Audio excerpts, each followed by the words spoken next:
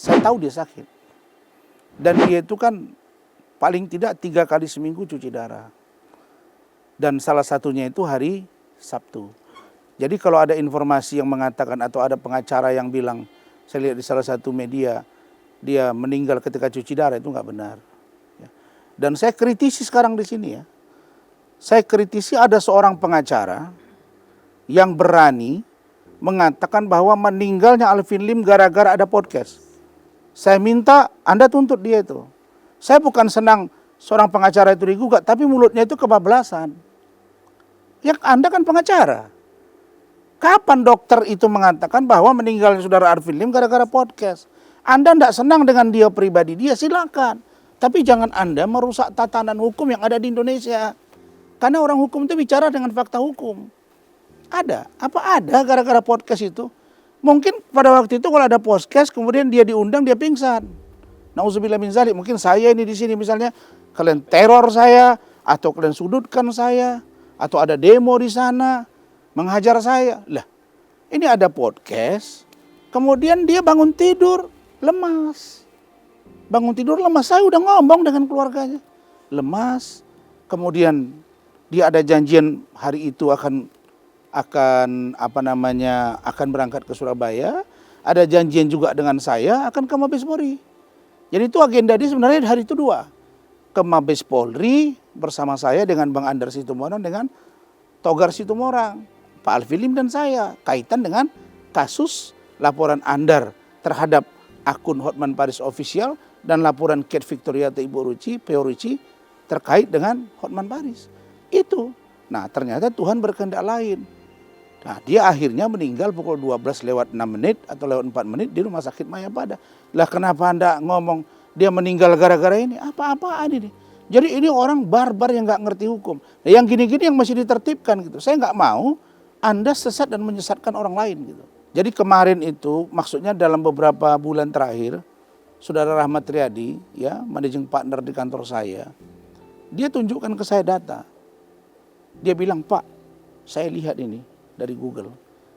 Netizen Indonesia termasuk yang buruk dalam menyampaikan pendapatnya atau komentarnya.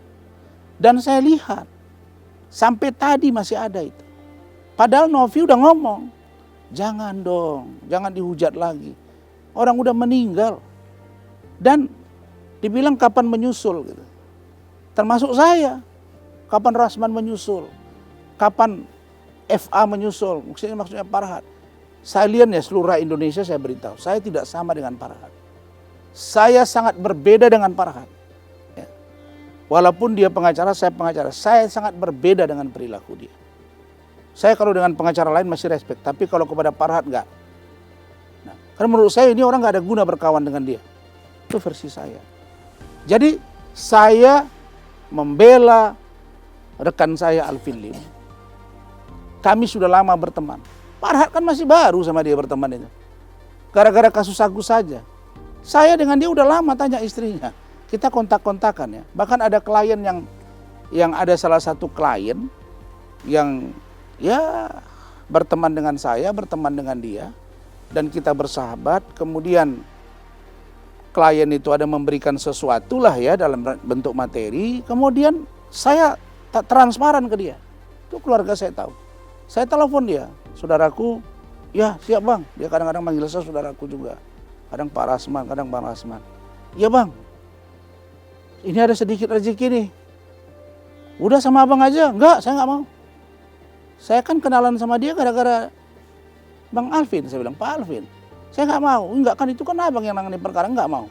Kita komit. Kalau enggak saya tolak ini. Wah kok begitu bang? Iya.